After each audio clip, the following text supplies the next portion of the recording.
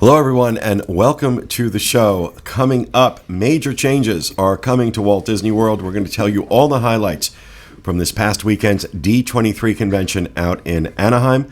Disney and the voice of Kermit the Frog have differing opinions on why he was fired. And the newly minted Disney legend Whoopi Goldberg wants Song of the South re-released. Also, Rhino Clavin is going to be joining us a little later on from Disney California Adventure out in Disneyland. And this has been a crazy weekend, and we are all exhausted, but really happy to be here.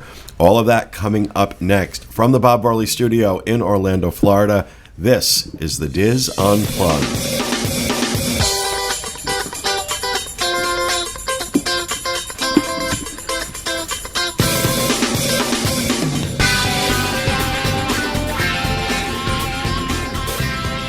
This is the Diz Unplugged, episode 947 for the week of July 18th, 2017. The Diz Unplugged is brought to you by Dreams Unlimited Travel, experts at helping you plan the perfect Disney vacation. Visit them on the web at www.dreamsunlimitedtravel.com. Hello, everyone, and welcome to the show, coming to you live from the Bob Varley Studio in Orlando, Florida. I'm your host, Pete Werner. Back at the table, finally, after what seemed like, 16 years, but I think it was like a month, but I'm back, and I'm so happy. I've been so looking forward to doing the show, because we're all exhausted, and I think everybody would have been fine if I'd said we weren't doing a show, but I could not miss another show, so I'm here for you. Joined at the table this week by my good friends, John Magi. Hi, everybody. Kevin Close. Hi, everyone. Steve Porter. Hello. Corey Martin. I'm just happy to be here. And back in the production, you're lying today. You're definitely lying today. You're usually telling the truth. Today you are lying. I was going to wear sunglasses. And back in the production nook, our producer, Mr. Craig Williams. Hello. Who is the most exhausted person in the room right now after just killing it. I'm shocked we have a show. I really am. I told Kevin, I said, there's no way those guys are going to do a show today. I had to. I haven't. I look, you know what? When I miss a week or two, it's nice. I get a little break. That third week, and I think this is like it would have been 4 weeks that I hadn't done a show, and I'm just not okay with that. And after all, I think if it had been less, if less had come out of D23 this weekend, I probably would have said, all right, look, we've covered it. It's all good.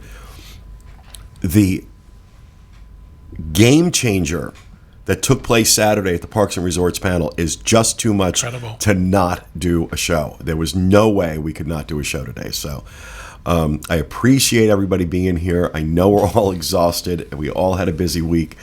But there's so much to talk about. So going to get housekeeping out of the way. Want to remind everybody that we are still looking for video contributors.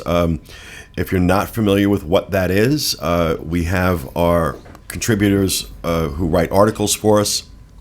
They submit articles. If we use them, we pay them $25 for use of the article. We're doing the same thing with video contributors. So if you want to do vlogs for us, you'll be able to submit them. If we use them, we'll pay you $25. You do need to submit some examples of your work with that. So we need to see what you look like, sound like, all that good stuff.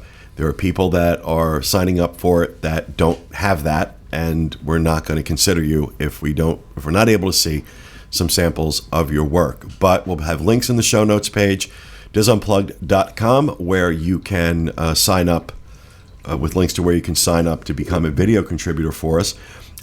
Also, in terms of both video and written, we're looking for more Disneyland contributors, people to write for the site and do vlogs for us from the parks out in Disneyland. So if you're interested in doing that, also head over to the show notes page and find links to where you can sign up for that. Also want to talk about the other shows that we produce every week, every Monday. DizUnplugged.com and YouTube.com/Dreams Unlimited Travel is the Dreams Unlimited Travel podcast with John Magi, Kevin Close, and Tracy Heinrichs, and what's in the pipeline for this week? All right, this past week actually came out today, a little bit late, but it was staying at a Disney resort that's under construction.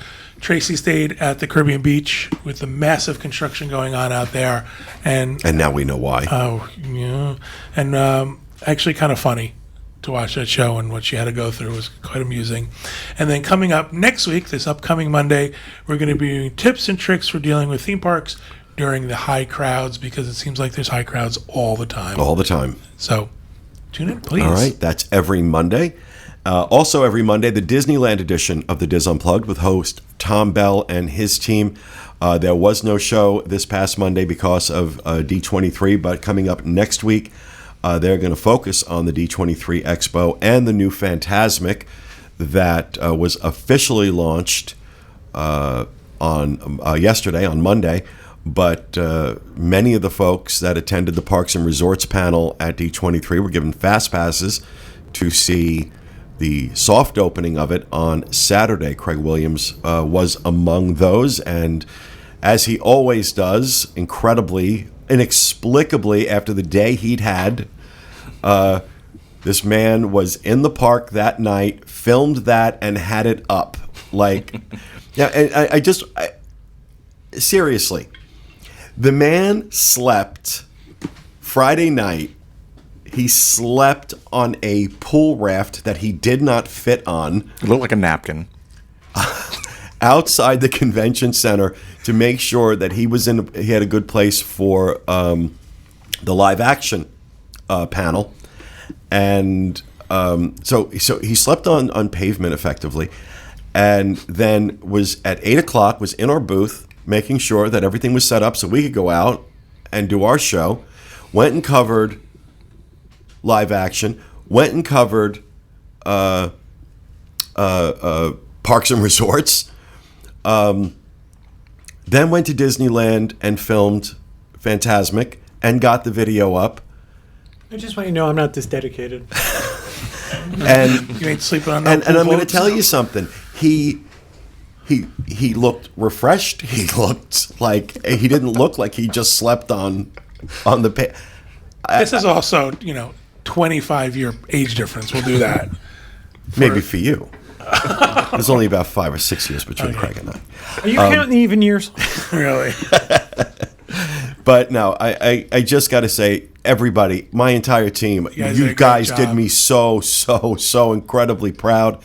Craig, obviously, Rhino, Tom, Jackie, Steve, Corey, Michael Bowling, Will Perry, Charles Boda, who drew the short straw and was back here, making sure we had somebody on the ground back here covering everything that was coming out. Everybody worked together as such a great team, and the sheer tonnage of content that was produced this past week was like nothing I've seen in the 20 years that I have been doing this. So proud of you guys. You guys did an awesome job. Thank you.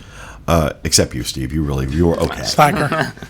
But okay, so also every Wednesday, the best and worst of Walt Disney World with myself and Mr. Steve Porter. And which one is going up this Wednesday, Craig? Have we decided? You tell me and I'll put it up. I don't remember. I don't remember either, honestly. It's just been a blur. So it'd be a surprise to all of us. Surprise. It'd be a surprise to all of us this Wednesday. DisUnplugged.com. Check out the best and worst of Walt Disney World. Of course, every Thursday, the Universal edition of the Diz Unplugged with Craig and Rhino. And any idea what you're doing? It's already done. We had to record that's it right. last week. You pre-recorded. I can't for the life of me think what it's about, though. Bless his heart. It's okay. You're good. You're good. Normally, I'd be like, come on. But after this weekend, you're okay. So, another surprise. We don't know. We have no idea what Yeah, shows are the coming. Dream Show is going to be a surprise, too. I'm not going to tell you. I was feeling left out. You kind of already told them. Oh, And shoot. I have no idea what Rhino is doing for Diz Pop on Friday. I'm sure he'll do something, but We'll have people at the show live tweeting from it. How about that? That's what we'll do. what we do know this Friday, connecting with Walt, with Michael Bowling and Craig Williams, that episode will be going up this Friday. And in this episode, Craig and Michael talk with Disney legend Bob Gurr on his career and working with Walt Disney, and some interesting, like really amazing things that Bob Gurr said. First of all, he's a huge fan of ours and of connecting with Walt. There is a picture of him that I think Michael tweeted out. Yeah, it was great. Of him on the carousel in Griffith Park, the same carousel that, ultimately inspired Walt Disney to create Disneyland. And there's Bob Gurr on the carousel wearing a Connecting with Walt shirt. Wow. And he was talking to Michael about the logo that Will Perry created for Connecting with Walt, and some of the elements in it, and how like the bottom part of the logo actually like kind of looks like a smile if you look at it. And he goes, those are the sorts of details that Walt would have loved. That's one of our top selling shirts, by the way. The Connecting with Walt shirt. In every color. But to get that compliment from somebody who worked with Walt Disney, a Disney legend, Absolutely. to say that Walt would have loved that, that sent Will over the moon. Mm-hmm. That sent Will over the moon. So that was really cool. So that episode of Connecting with Walt, you do not want to miss. They talk with Disney legend Bob Gurr this Friday, disunplugged.com. So that is it for me in housekeeping. Do we have other housekeepings? I would like to say thank you to the folks who traveled with us recently. We've got another successful Backstage Magic under our belt, and thank you for participating. It was with us. incredible. It was absolutely incredible. We will do a dream show on it eventually. I want to just send our condolences to one of our agents. Sam Byrne lost her dad this week, so she's in our thoughts. And while we're sending out good thoughts and prayers, let's send them out to Carol Bowling, who's in the hospital. No. Yeah, she had some issues out in California. Oh, shoot. They are sending her up to, I think she's getting released today, and they're taking her back up to Northern California. And she's probably going to have her gallbladder removed. Gosh. So We just saw her the other day. Yeah, we saw there. We're thinking about you, Carol. So, all right, anything else for housekeeping? Anything? All right, then let's get going with the news. This is going to be a long news day. Big news stories. All right, we're going to start off with Disney and Steve Whitmire expressed differing views over Kermit Termination. Last week it was revealed that longtime Muppeteer and voice of Kermit the Frog for the past 27 years, Steve Whitmire, had been let go by Disney. Now, days after vague statements by Whitmire on social media, we have some clarification on both sides of the story. Disney has stated that the reason for Whitmire's termination was his, quote, unacceptable business conduct, unquote. A spokesperson for the Muppet Studio gave this statement regarding their interpretation of the events. The role of Kermit the Frog is an iconic one that is beloved by fans, and we take our responsibility to project the integrity of that character very seriously. We raised concern about Steve's repeated unacceptable business conduct over a period of many years, and he consistently failed to address the feedback. The decision to part ways was difficult, one which was made in consultation with the Henson family and has their full support. The Hollywood Reporter wrote that a source close to the Muppet Studio described to them Whitmire's conduct issues.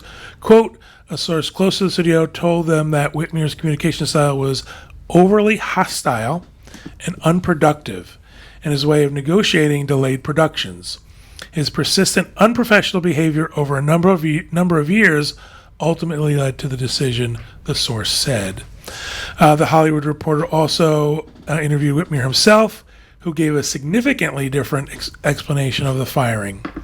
He claims that he was given two reasons for being let go: unwanted notes on ABC's Muppets reboot and a union disagreement. The story goes on and on with the back and forth, but basically he is saying that he's being terminated because they didn't like the way he presented his thoughts and ideas to management. They're saying it's because of a long-standing... Can we do that? I'm kidding. long-standing disagreements. Disney's saying it's long-standing disagreements the way he held himself. But I had something I was going to say as a point, and I forgot what I was going to say as a point.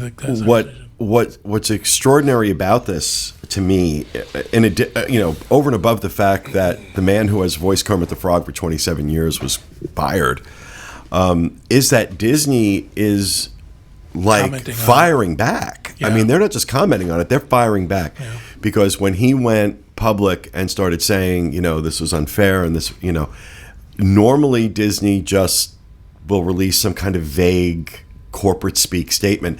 That's not what this is. Disney is firing back at him. I think Disney and the Muppets had that debacle with Elmo, and I think were a little singed by that. What I think is interesting though is what I meant to end that story with was the fact that this Steve Whitmire is saying, I didn't know there was a problem. He's kind of coming back and saying, I didn't realize this was as big as it was. And he's saying, how come they didn't give him another chance to sort of correct his behavior and come back to work? It was also, I was reading in the New York Times this morning that this decision had the full support of the Henson family, even though they're not attached to the Muppets anymore.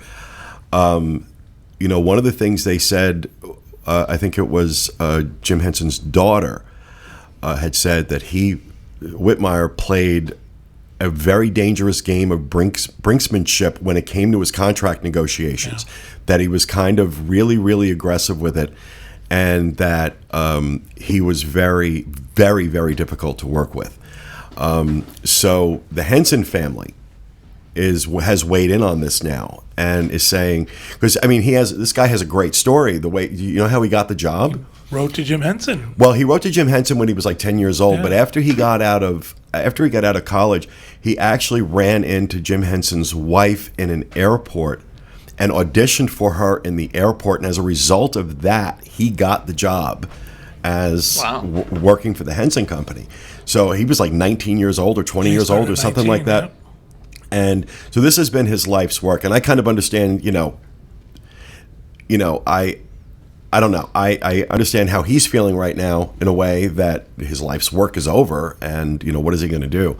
But that Disney is firing back like this, that's extraordinary. Yeah, it's hard to really understand truly what those guys are going through too, because like he had to come over and take Kermit over when Jim Henson died, but he also created like Rizzo the Rat, who is one of his biggest contributions to the Muppets. And so and when Jim Henson died, he had to continue the legacy of Kermit, but he also had to make it his own a little bit too. Mm-hmm. And so they are very proud of the characters they do. Like, sure, there's a sense of ownership in exactly. that. Thank you. Brain's it's okay. not working. I'm here for you. The other thing I read, which was interesting, is Disney is claiming that, and the Hensons are claiming that he never participated in the process to train people to not replace him, but take over for the quote unquote minor things that these Muppets would do. So there were things like they might go to a supermarket opening and cut the ribbon. He would refuse to do those, but he also refused to train somebody who could do that for him. Wow. So they thought that was not, being sort of a corporate player in the. So very interesting. I feel like it must have been really bad because, from Disney's perspective, they're not going to fire someone like this for the publicity of it unless it's in a situation where they're like, we have to do what we have to do now because it's gotten to this point. Because I feel like initially, if they didn't have any good reason, firing Kermit for the sake of firing Kermit would have created a huge kickback on Disney. So I think that's why they had to release the statement. I think it was due to guest demand. Yeah. So, all right, let's move on. All right, moving on to our next news story. New Disney legend Whoopi Goldberg wants controversial film Song of the South released. This past weekend at the D23 Expo in Anaheim, California, Whoopi Goldberg was named a Disney legend. Since then, she has used her new Disney legend status to talk about the racially insensitive 1946 Disney film Song of the South. Whoopi Goldberg wants the film to be re-released because she wants the American public to have discussions about the film's insensitivities, rather than cover up the history of those racially biased perspectives. The film was originally taken out of circulation following its 1986 re-release. The film is set after the American Civil War and combines live action with animation. Zippity Doo Dah, one of the musical numbers in the film, remains as one of the most iconic Disney songs even after the film was taken out of circulation. In an interview with Yahoo Movies, Goldberg said, quote, "I'm trying to find a way to get people to start having conversations about bringing Song of the South back so we can talk about what it was and where it came from and why it came out." This isn't Whoopi Goldberg's first time advocating for the re-release of racially insensitive animation. In fact, before the beginning of some Looney Tunes DVDs, Goldberg is featured introducing the animation by saying, quote, "Some of the cartoons here reflect some of the prejudices that were commonplace in American society, especially when it came to the treatment of racial and ethnic minorities. These jokes were wrong then, and they are wrong today, but removing these inexcusable images and jokes would be the same as saying they never existed. So they are presented here to accurately reflect a part of our history that cannot and should not be ignored." I've said for years this movie should be re-released. And, I agree to a point. I don't know that I have really strong feelings on it one way or the other. I think, her opinion is well taken. I think her motives behind her opinion are good. My larger issue here has nothing to do with this movie. It has to do with Whoopi Goldberg being a Disney legend in the first place. Yeah, she's done some things with Disney. Great. For me, Disney legend status, and I talked about this from when we were doing one of the shows at the convention. Disney legend status. Marty Sklar, Tony Baxter, Bob Gurr, legendary Imagineers, people whose life work was the creation of entertainment, whether it be in theme parks, films, you name it, wherever, that built the Disney company, made the Disney company what it is today, and what it is starting to, I don't want to use the word devolve because I think that's a strong word, but what it's starting to become, I think, now is who's going to get us the most attention. Mm-hmm. So, oh, wow, you once went to a Disney theme park and you're really famous. You're a Disney legend. How long before Britney Spears because she was on the Mickey Mouse Club? I don't understand what the criteria is Well, anymore. that could be said for Jodie Benson. She's a Disney legend. Yeah, but she is the voice I'm just of saying, Well, you the voice could of the, then take it apart. voice, Yeah. the voice of the Little Mermaid. Right. Which, and other Disney characters. I'm not suggesting that I don't think Jodie Benson should be a net legend. understand what you're saying. I think what I'm just saying is you could then take apart everybody else and then you start weighing their contribution. I think Whoopi's main thing here probably is her connection with ABC and The View. And that I part mean, of she the was Disney also in. She had a voice part in The Lion King, and she's done some other things. But I don't. So, do you feel the same way about Oprah? Should Oprah not be a legend? Of course, she should not be a legend. Wow. Okay. Absolutely not. I 100% agree. I think if you're going to be a Disney legend, if someone says your name and the first thing that they don't think about is Disney, then I can't think of Oprah's connection to Disney. What is it? Well, I mean, her show was on ABC. That's it. But they were quoting like some odd movie some odd movies she's done for Touchstone or Disney. Look, I love Oprah. I think Oprah's amazing. She's not a Disney legend. She's not a Disney legend. I think your point, Steve, is well taken. If the first thing you think of is not Disney when you hear somebody's name, Jodie Benson, Little Mermaid. Yeah. That, okay. And iconic film, iconic score. Alan Menken, Howard Ashman, absolutely Disney legends, no question. I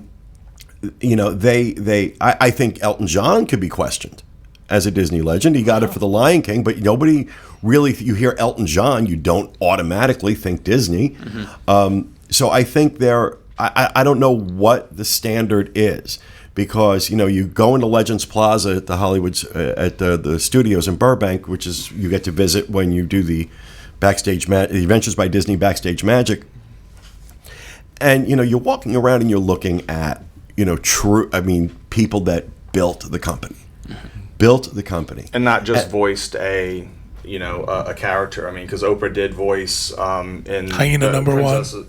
Oprah did voice. He forgot to talk on I think microphones. Tiana's mom or something in the movie, right? And she's working on something else. But I didn't know that. there are there Right. are a ton of people that voice these characters.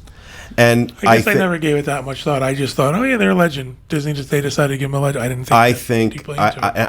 I think there are many people currently working for the company and that have previously worked for the company whose names may not be well known outside the uber fan circles, that were extraordinary contributors to Disney, whose names should be put forward and recognized as Disney legends. I can't give you any examples off the top of my head, but I'm certain that they're out there. And I don't know when. I just don't know what Disney, what qualifies you as a Disney legend anymore, because like I said, on one hand you have the Bob Gurr, Marty Sklar, Tony Baxter, then you have Oprah and Whoopi Goldberg. On the other, it's like, okay. I think maybe you touched on it a little bit. Maybe it's kind of like we want to recognize these people, but let's throw in this big name so that it gets press coverage. Right. Two years ago was Johnny Depp. Right. So Let's they get want press to bring coverage. those big names out there because but I don't think- there were several. But even Johnny Depp, I can almost go with that because he is now so closely associated. He's in the parks. I mean, he's Jack Sparrow. yeah. with Jack Yeah. Sparrow. And it's like you hear Johnny Depp, you think Jack Sparrow above, anything else. So I can almost If you have your own animatronic, I mean, that's Yeah. Yeah. that's- But every year, you have to bring somebody like that out. Last 2 years, I keep saying last year. It was Johnny Depp and George Lucas, right? Okay. Yeah, but so I just want to weigh in on the Whoopi thing. I think depending on what generation you grew up with, though, with her, I know her from Sister Act. Like that's the first thing I relate her to. That was a Touchstone Pictures movie, a big hit that spawned the sequel. So in that realm, yeah, she was known for that. She was in one of the awful Disney California Adventure rides. She was a part of that way back when. I think it was the Superstar Limo. So she's even been a character in Disney parks before too. So I kind of agree with what all of you are saying. I understand the Tony Baxters, the Marty Sklar's, the Bob Gurrs. Those are people that's a generation. Mm-hmm. There's a new generation coming. There's only so many of those people left that you can honor. And I'm not being snide or snarky, but there are new people who are building the company. And I think Whoopi Goldberg has offered a lot to Disney. And I just think that there are a lot of I'll guarantee you, there are a lot of Imagineers. There are a lot of people that are having extraordinary influence over where things are going. And especially as we get to our next story, which I actually think we're going to go to Rhino, Craig, just to give you a heads up before we go to, because this is going to be a long conversation. I want to go to Rhino next. Before we do that, can we go back to Song of the South for 1 minute? Sure. Song of the South has been the worst hidden secret for a very long time. If you've wanted to see Song of the South, there's a way to do it. There are bootleg copies. You can go online. You can find Song of the South. It's not a Disney release. It's not in the nice, pretty clamshell, but you could see Song of the South. Song of the South, besides being racist, the worst thing about Song of the South is it's not very good. That's a terrible movie. It's a terrible movie. But you should see it. It is historically I think they should re-release important, it I think. in 3D is what I think it should be. I think you should have Uncle Remus in 3D. IMAX. Lecturing them kids. It's just, first of all, I don't think most people would sit through it. It's not a good movie. It's really a bad use of the mixed media of live action and animation. It's just not really well done. But they built a Disney ride out of it. Right. Yeah. I love the ride. I've never seen the movie. It's out there if you want to see it.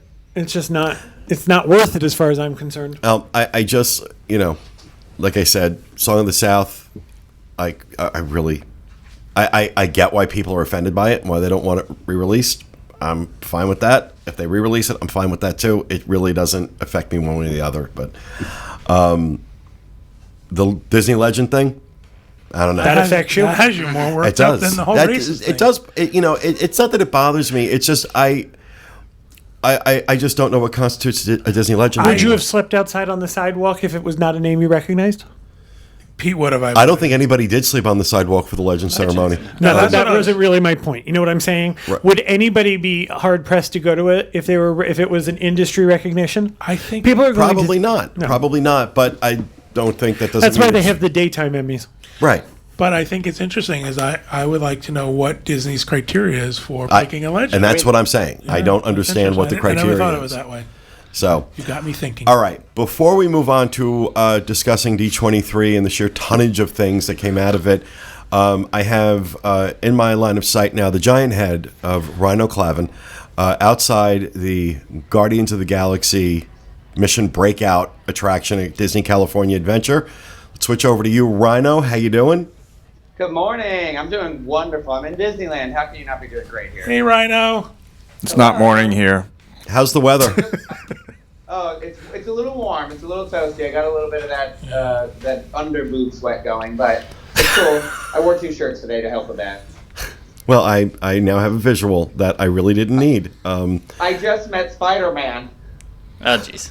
Oh, Carl Like- Spiderman. I like Mr. Spiderman. He's a really good guy. Yeah, Spider-Man. yeah, Walter Spiderman. I met him. That's good. That's so awesome. what is it you're doing? Dork. What are you here to talk to me about? Well, today Tom has left, and I'm kind of by myself and just going around meeting. There's a ton of listeners out here. I am telling you, it's never happened to me, but like a line formed yesterday at Disneyland Park, and it's just I just ran into like somebody I used to work with at Lights Motors Action. I just ran into my friend Jill, who I completely forgot was even coming to Disneyland. She's in the same hotel as me on the floor above me. And then, so I'm here. I was here just to roam around, get some videos and stuff, but you can't come to Disney's California Adventure and not immediately get a fast pass for Guardians of the Galaxy Mission Breakout. So I've done that, and I'll be doing that later today. Now, and you've done it. You've done it before. You did it this past week. I ran down the sidewalk Thursday morning to get here and do it before we had our meeting, and then ran back to the meeting. And it was I was not a fan of Tower of Terror. I don't like it. I don't like that drop feeling. I've never done the one here though, so I'm not going to speak to this one. But I think this attraction is amazing. I love it. I love all the Easter eggs inside of it. I love the way the story's told. I love the whole thing. And and it's funny because for all the complaints that came about when they announced they were doing this, I've heard nothing but high praise for this attraction.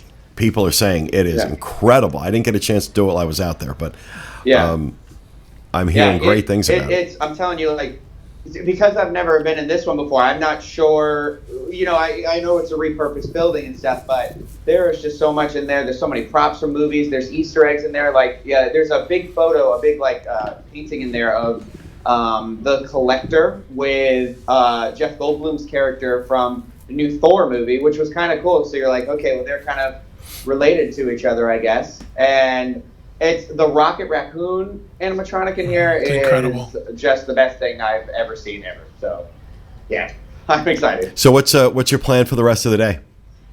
Well, I'm kind of riding the high of Fantasmic. I do have a fun little story to tell you about that. So we saw the new Fantasmic last night, and then with our media invite, we had an interview to do. But by the time they came to get us to go upstairs, the media preview was in the Dream Suite. So I'm already like, gonna pass out.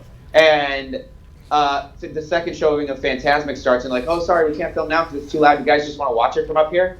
Wow, that's pretty cool. So I recorded it from up there. I started a little late, but now we have this like awesome 3 or 4 camera shoot that we all orchestrated. So I'm just gonna say you got to stay tuned because we're gonna have a pretty awesome video of Fantasmic at the end of this. Not that we don't already have an awesome one that Craig did on that preview night. Nice save. Super excited. Yeah. So today I'm gonna go around and try a lot of it's the Summer of Heroes. There's a lot of themed food and events happening around the park, a lot of pop-up characters. So I'm going to check all that out, be tweeting that out, doing some videos and everything like that. Awesome. Well, all right. Yeah. Go back and enjoy the remaining time you have in Disneyland because you come home tomorrow night, right? Yeah. Unless I accidentally break my leg and I have to stay here forever. Yeah, I'll be Well- back tomorrow night. They have cast and doctors there. Really? You won't have to stay there forever. Oh, he'd love that though.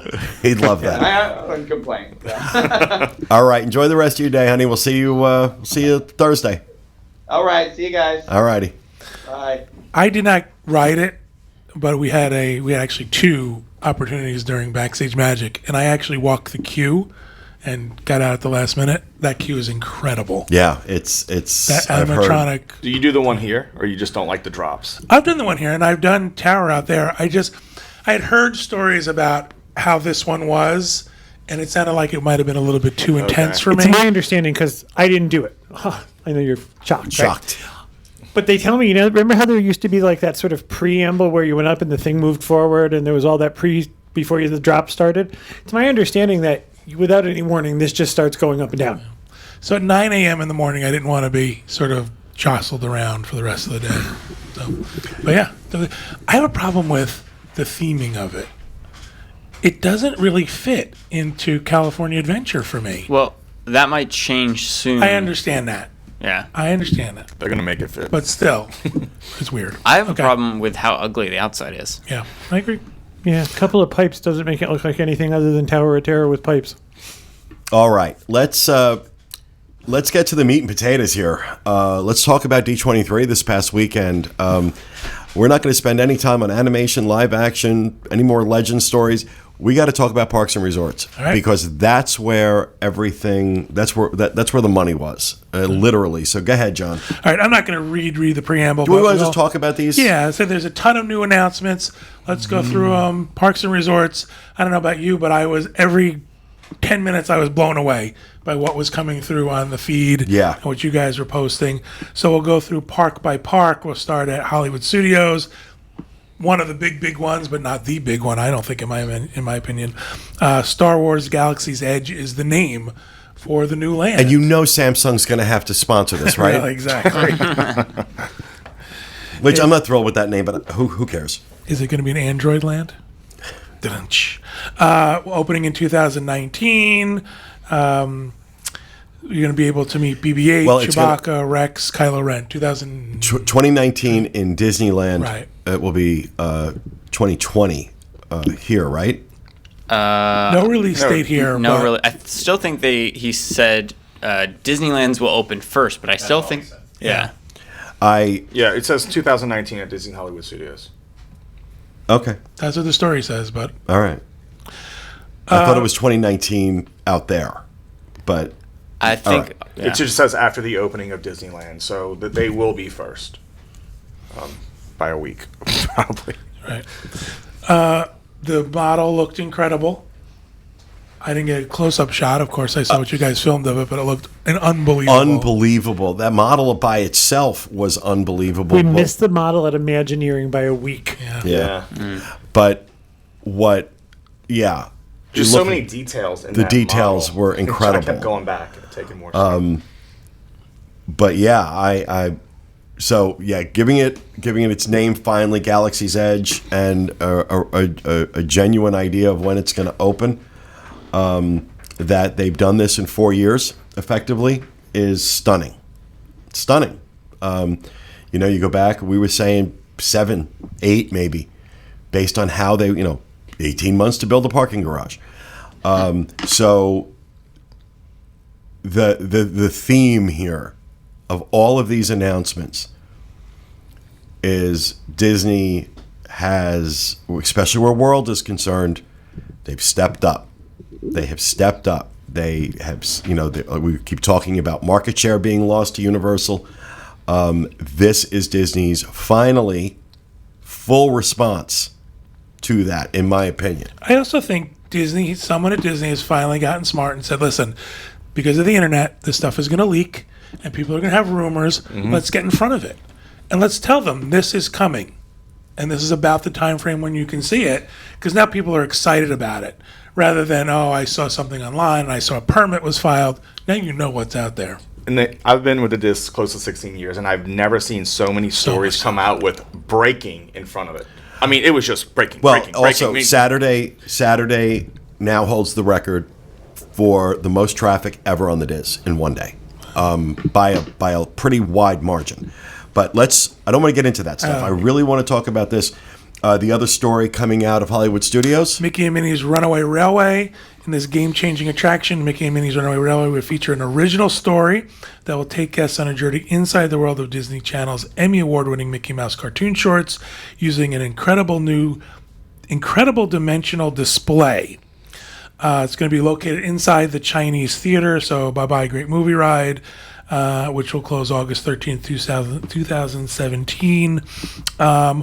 I saw one of the things that they talked about was that you're not going to need 3D glasses, which I think is awesome.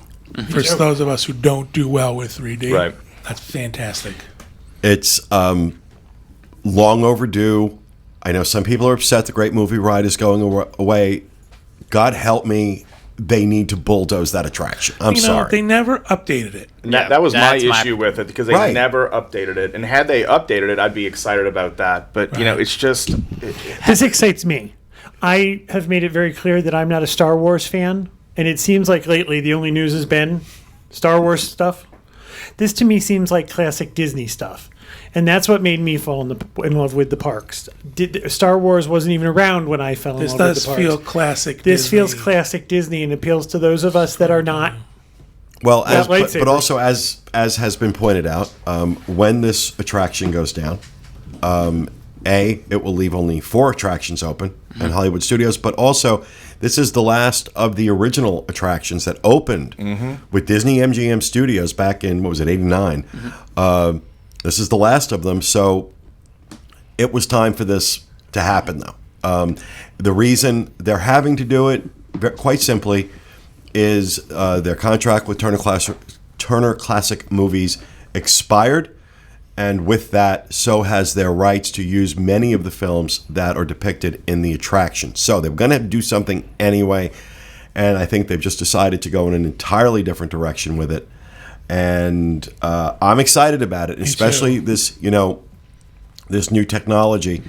Well, I'm sorry, go ahead. what excited me about it is I think they had mentioned that they're going to create an original song for the attraction, which I'd kind of felt like I was worried that it was just going to throw in some random Disney song or whatever. It's going to be the Great Movie Ride car, and you're just going to go past Mickey cartoons. Right, yeah. So this seems like they're really redoing the inside, having an original theme, original song, and so that's what makes me I want excited. to say one more thing, too. For those of you who get upset that a ride is closing or an attraction is closing, go to that freaking ride and attraction and show them it's popular. Right. The problem is no one rides the Great Movie Ride anymore because there's other stuff you want to do there. I've Well, never yes. taken my kids on it. They've never seen these movies. Well, that's another thing. There are a lot of us out there who are old movie buffs, but those movies are old. Right. There's generations that have Alien, not. they've never seen Alien, but they will enjoy this attraction. Fingers Immensely. Not crossed. Singing in the Rain. So the other thing that's coming to Hollywood This Studios, blew me away. Toy Story Land opening summer of 2018. That blew me Can away. you believe it? I can't believe it. And that they will have this ready to go 3 years after the announcement is stunning. Absolutely stunning. The Toy Story Land will open 3 years after they announced it. Again, kind of going back to what we were talking about when these announcements first came out. Oh, Star Wars, Toy Story Land, sounds great. Are we going to see it before I'm on Social Security? And the answer is yeah, we are. A lot faster than we ever imagined they would get this done. Now, some of what we're hearing, though, is great. They're getting it done in 3 years. How good is it going to be? If they're getting it done that quickly, are they cutting corners? Are they, are we going to have a lot of off-the-shelf type attractions? Or, what's it really going to be? I think that's it. Like the Slinky Dog coaster is definitely something, but it's still just an outdoor coaster when it comes down to it. And It's like the Barnstormer. exactly. And then, but a bigger, amped up version of it. And then the Green Aliens one is just going to be Maters with the Green Aliens. So it's not anything that's like truly, truly unique. So they will be new to Walt Disney World. But I just don't think there's a lot going into the land that's requiring a lot of I did hear, construction though, time. that ride's going to have a really cool theming with the aliens, and the claws going to select you and all this stuff. So maybe they'll amp it up that way, and So sort of the detail of the ride. That's the other side of this. Yeah, these announcements are great. and the timing has been fantastic. What's it going to be like when it actually opens? At this point, I'm willing to give them the benefit of the doubt, but I'm really happy to hear that we only have really another year to wait before more of Hollywood studios starts coming online. Well, and this next year is going to be rough because Great Movie Ride's going to close in prepping for the Mickey Mouse ride. So how many attractions are left? Like 4? 4. Well, look at what they did with Cars Land. Cars Land has the Radiator Springs Racers, which is basically Test Track, and that Tomators. But everybody loves Cars Land because it's immersive. Right. So that's a very good possibility. I agree. I think your point's well taken, and I agree. All right, moving on to Epcot. Let's go over to Epcot. Epcot's going to celebrate its 35th anniversary, and there's some big changes coming there. There's going to be a Guardians of the Galaxy e-ticket attraction. This is going to go where Ellen's Energy Adventure is at the moment. That's going to close again August 13th. I bet no one's chaining themselves to that You ride. don't think so? The new attraction will be opened by the 50th anniversary of the Walt Disney World Resort in 2021. I did not see. Did they tell you specifically what this ride was going to be? No, they did not release specifics. The fact that they are going to take 4 years to do it tells me that they are going to level that building, and they are building something completely ground new. up. I think they're just the interior because the concept art shows the building looks still exactly there. the same. Well, this thing is the interior is a giant box. Then it's going to be. Then it's gonna have to be something completely different from what it is now. You're not going to be using the same ride technology. You're not if it's going to take you 4 years.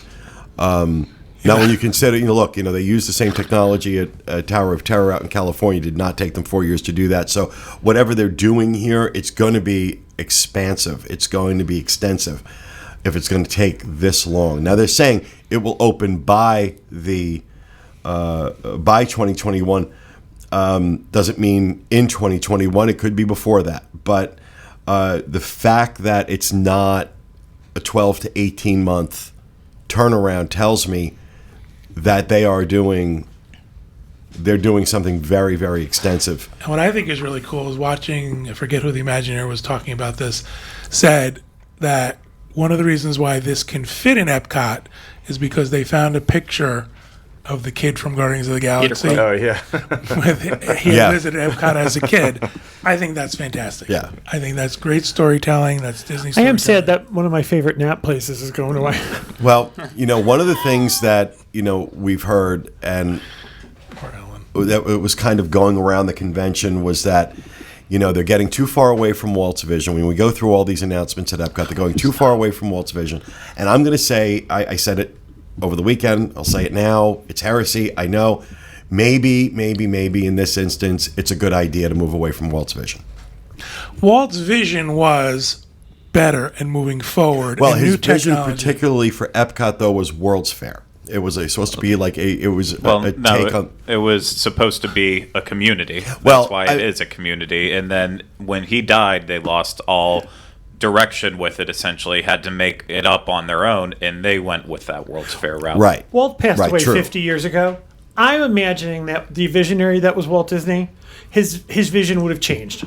Exactly. His vision would have evolved. And this park needs a lot of help right now, Especially Future World, yeah. Well, I especially think Future World. at the core of Walt's vision, and you wanted a place where adults and children could enjoy attractions together. No one's really enjoying Universal Energy anymore, and they're gonna enjoy Guardians of the Galaxy. So that's where. Point taken. So I'm excited that this is coming. I think it's great.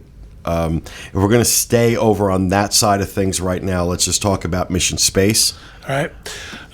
There's going to be an updated orange mission. Oh, in addition to the updated orange mission, there's going to be a brand new green mission, Kevin. It'll take us on a stunning tour around the Earth with younger cadets joining the adventure for the first time. It will reopen in August. So I'm assuming what that means is a less rough, quote-unquote, ride. Well, again, this was it. an expensive $65-70 million attraction that they built that had a lot of attention for about 12 minutes. Exactly, during the opening. And that has become, it's become kind of, And the intention boring. was that it made people sick. Right. So I'm, okay, Green Mission sounds like it's good for me. So I might try it now because I've never tried this attraction Neither just have I. because I know what's going to happen. It's not going to end well for me. So And the Green Mission's a tour around Earth, which is a nice change up from what they normally do. Apparently, but speak into Oh, your yeah. microphone. you might want to turn it this way. That's what Yeah, we did for Tracy. Was like point it towards where you're going to point your head. Along those lines, adjacent to Mission Space, a new table service restaurant will invite guests to travel high above the Earth for an unforgettable dining experience. This sounds amazing. The new restaurant will be managed by the Patina Restaurant Group, and its opening will be announced at a later date. What I thought was cool about this was it's going to be completely immersive, and the windows are going to see space, and It's going to be like you're having dinner in space, and that it's the Patina Group makes me very, very happy. Tutto Italia is Patina Group. Of most of the restaurants at Downtown Disney in California are Patina Group. You've got Naples, Catal, and Tortilla Joe's, all Patina Group restaurants. Excellent, excellent places to eat. So they've got a really, really good track record of opening phenomenal restaurants in conjunction with Disney. Where do we think this is going to go? Somebody was saying that it might be they might take over that pavilion we were in above was a test track. yeah. No, from the pictures, it looked to me like it was going to go to the left, where the festival showcase center. Wonders of Life. Wonders of Life. Yeah, that's what I meant. Is that where you think it's going to go? I thought it was going to be above Test Track, that because it looked like that round. Yeah, it had. That's what but kind of. I feel like they'd have to completely bulldoze Wonders of Life and build a round restaurant if they're going. Everybody's okay with that. Yeah, really. Wonders of Life and Universe of Energy. Wow, wow, wow. Well, then that makes sense because then that whole piece of the park would be under construction, so you would have sort of this Yeah. Have a space walled-off theme. area. That'd be a perfect area for it, Wonders of Life. Yeah, I mean, it didn't look so much round to me as it's had sort of these curved, interesting roof lines, and that's easy and enough Wonders to of do. Life has that already. I So if think they can that- keep the same structure. Yeah, All right, China. Let's I go think very- over to World Showcase. very exciting. An updated film will be added using a next-generation digital camera system to film a brand new, seamless Circle Vision show for the China Pavilion. And over in France, Crickets. This actually, I've been joking around, this actually has Kevin very excited. Ratatouille. I'm so excited. It's my favorite theme park ride ever. All new Really? space in the France Pavilion. We'll have the Ratatouille-inspired attraction. We'll take guests on a dazzling chase across the kitchen with the sights, sounds, and smells of somebody's restaurant. I don't see 3D well. I saw every bit of this 3D. It was so spectacular. I'm going to tell you something that I don't usually say. I rode Ratatouille 6 times. wow. Well, You no, ever- I mean, have you I ever heard know me say this is that? obvious. This is from the Hollywood Studios in Paris, Mm-hmm. is where this attraction debuted to rave reviews. I've heard nothing but amazing things about it. And I didn't even like the movie. And quite frankly, I this is one of those instances where I'm okay with them borrowing from other parks. I don't like it when they do it with Disneyland, or Disneyland does it with us. I think those parks should kind of Be separate. But given the fact that so many people in the United States will never get to Shanghai, will never get to Paris, bringing some of those attractions here, I think, is an awesome idea. And this one in particular, I am really, really excited about this. The thing I would compare it most closely to is probably SpiderMan in Universal. Picture Spider-Man, but Disney-fied. Right. That's my There's none of the being chased by evil. Well, there is kind of. It's that similar attraction. It's sort of 3D live action kind of stuff. I think, as I said, I got in line 6 times and went through the single rider line. I liked it that much. And you're talking about another attraction that will be open in time for the 50th anniversary in 2021. So, I'm very excited. They've got to be doing something big there too. This takes up a lot of space, unless they're going to take out everything in France. No, they're doing they this. can't, There's a space for a whole other pavilion next to France. So depending on where it's This is going to be a big building. Well, the There's other a thing- lot. These cars move a lot. The other thing too is they can always build the facade and the entrance there and put it backstage, like they did with Soarin'. There's plenty of room back there. There is. Is there? Yeah, just looking at the map, you can see. Yeah. All right, moving on to the Magic Kingdom. The big one. Well, let me go. I'll do the live entertainment theater. That's the big one. Oh, that's the big one. So I'll do Tron first. I thought they both were big. No. Tron themed attraction. No, Tron is the big one. I was joking. Oh my God. Live entertainment theater based on the iconic Willis Theater in the 1920s Kansas City, where Walt lived after he left Marceline. The new addition to the Magic Kingdom will be located off of Main Street, USA, and will be an entirely new venue for world-class entertainment. So, what does that mean, off of Main Street? So originally, I think a lot of people's reaction was that it was replacing the town. what where I town- thought. Yeah, Yeah. it looks like it, but now there's speculation that it will actually be behind where the Firehouses? the bypass is, back towards the Tomorrowland. Plaza Inn. How Gotcha. it cuts from the Plaza Inn to the front of the park, and that there'll be a theater behind, like Tony's. But it has a facade. It has in the picture was a beautiful facade.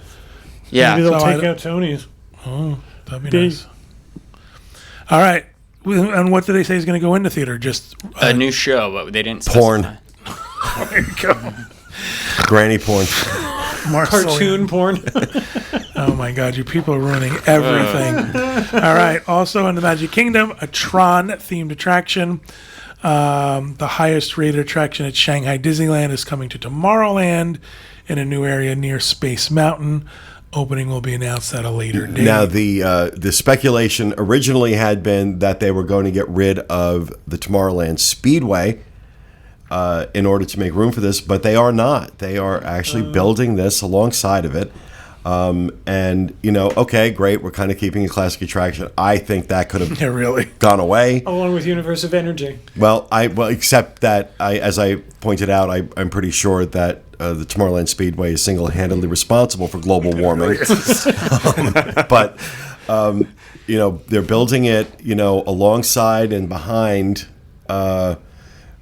Space Mountain, and it looks like the train, because they're building it over the train tracks. It looks like the train from the artist rendering, that the train tracks actually go underneath this nothing building, like a 19th century along train with going the under walkway. Along with the walkway, if you look, the walkway going back to New Fantasyland. If I'm reading that right, that's how it looks. That to was me. my guess. Was were they going to get rid of that little green area back It there? looks like they're Yeah. building over it, which is kind of cool. That walkway needs to stay there, and of course, they can't do something with the train. It does mean our train will be down for a while they build this, but I'm glad the Speedway is staying. I mean, we talk about you like huffing the fumes. Well, that too. But Tomorrowland has that smell, that Speedway smell. But I think it needs to be updated. I think maybe in the future, let's update this with some, cool Tesla cars or something. Sponsored by Tesla.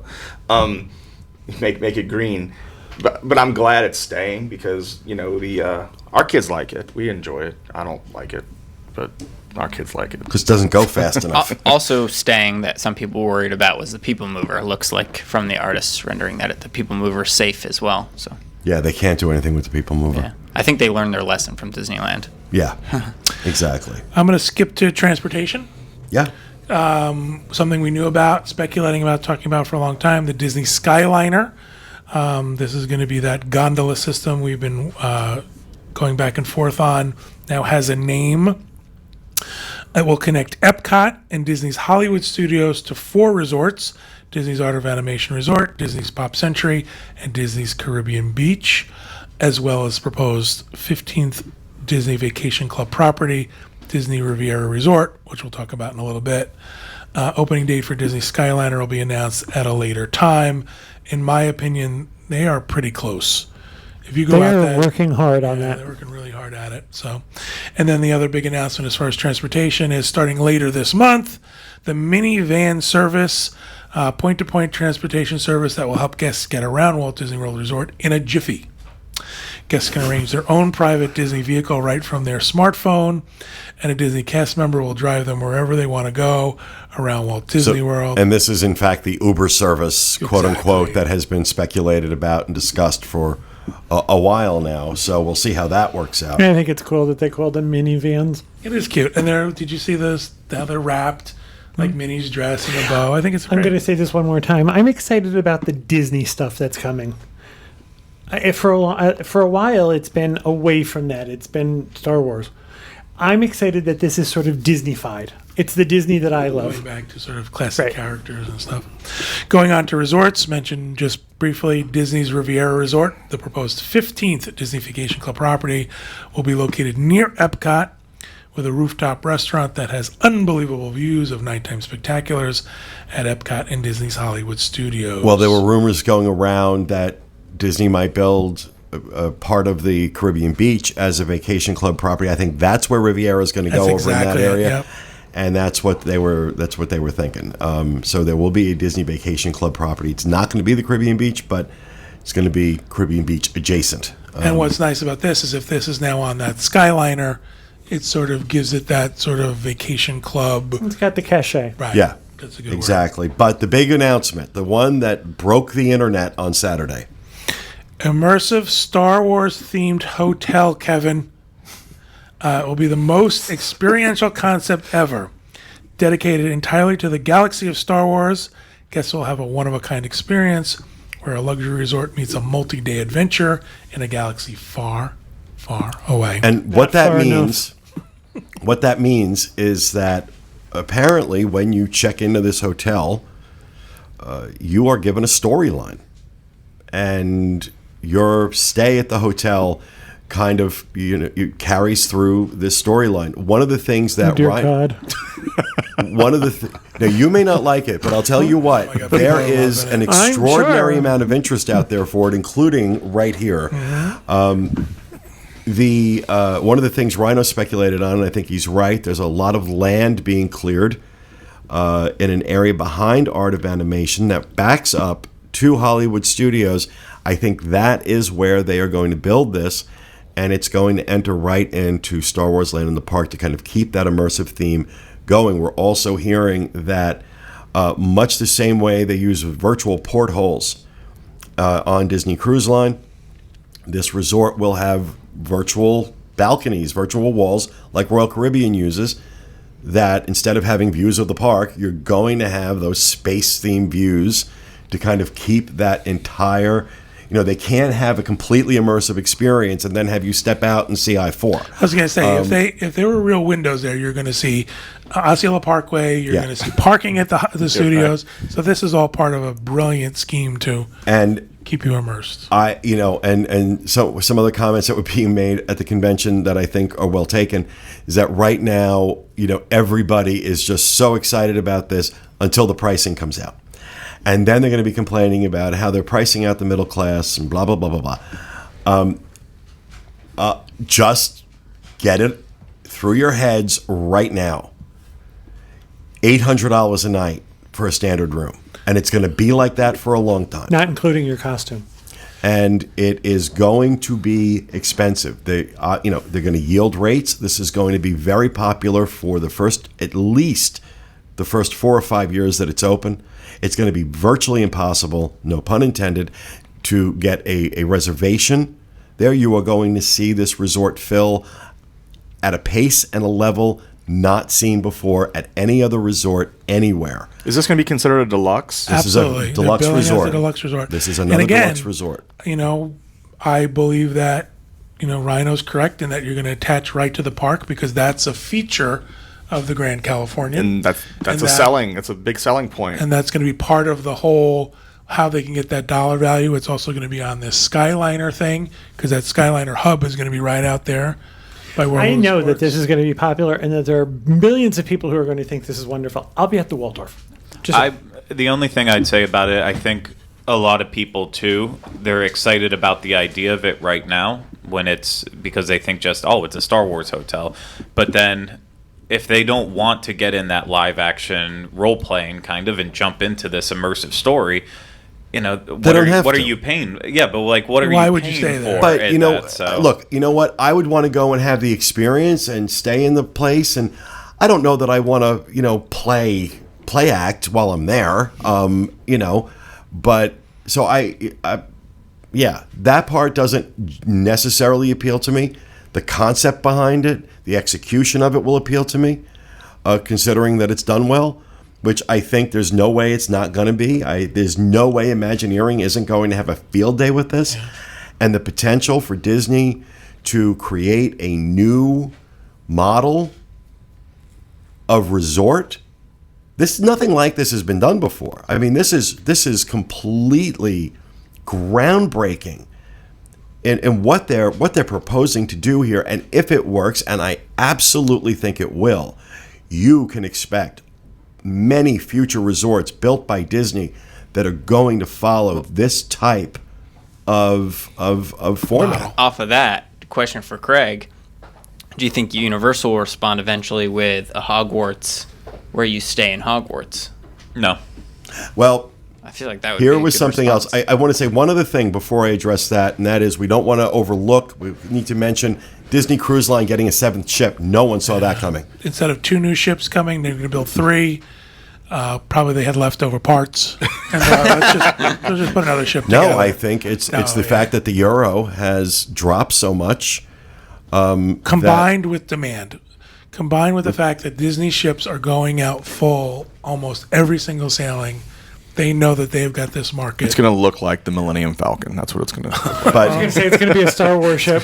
But now to your question, Steve, and I said this on Sunday from one of the shows we did, and I got some heat for it, and I'm sure I'll get even more for saying this.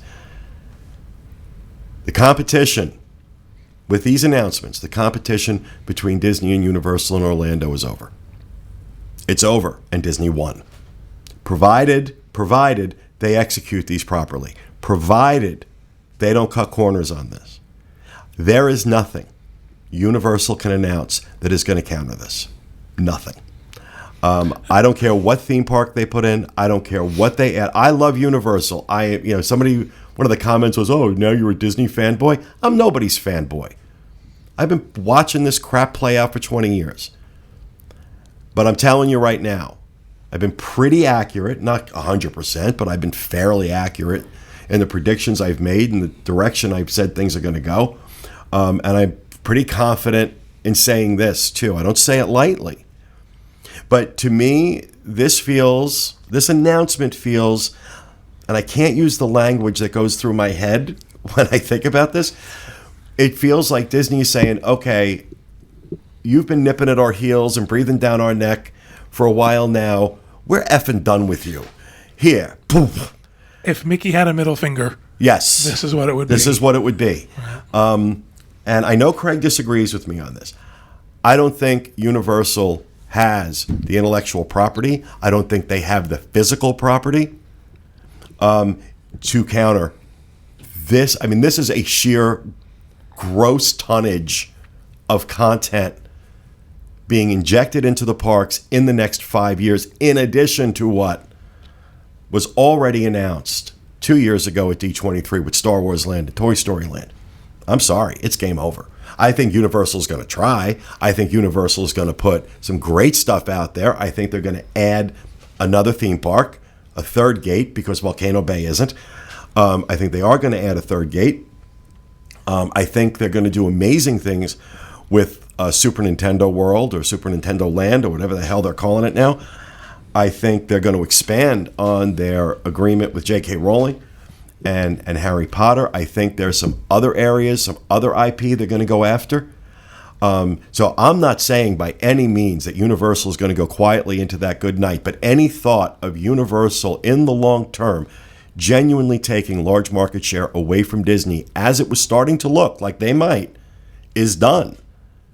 They may, over the next few years, continue to erode and bury into Disney's market share. But as these things come online, Disney will quickly recapture that and maybe reclaim even more of it.